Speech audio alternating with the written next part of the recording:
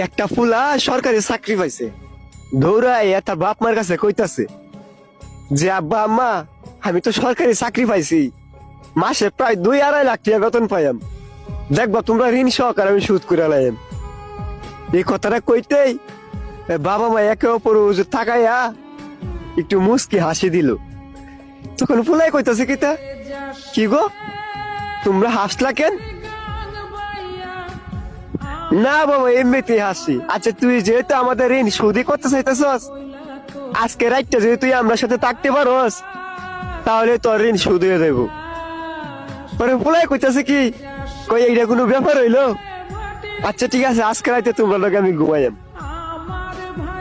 পরে দিন পরে রাইত হইলো, ফুলাই গিয়া তার বাপ মার সাথে শুইলা ফুলাই ঘুমাইয়া গেছে, কিন্তু বাপ মাই ঘুমাই নাই।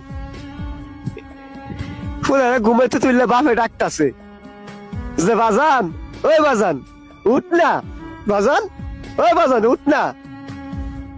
পরে উঠছে, বুঝতেছে কি হয়েছে আমার ডাকতাছে কেন লাগে, যে বাবা আমার 1 গ্লাস পানি খাওয়াইবি। এইটা কইতে ফুলা কইতাছে কিতা কই তুমি শোয়ার আগে 1 গ্লাস পানি লইয়া শুইতাল্লা না, 1 গ্লাস পানি লাগে আমার ডাউন লাগে। তখনও বাপে কিছু কইলো না, উইটা পানি নিয়ে খায়া লাইলো। আবার পোলা ঘুমায়া গেল। এর কিছুক্ষণ পরে দেয়া আবার ডাকতাছে ফুলারে, বাজান ওই বাজান উঠ না, আমি একটু টয়লেটে যাবো। ফুলাই কইতা তুমি কি আমার ঘুমাইতা দিতা না, আগে তো তুমি একলাই টয়লেটে যাইতা, এখন কেন আমারে লাগবো।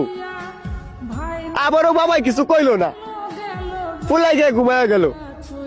বাপে টয়লেট থেকে ঠিক চলে এলো।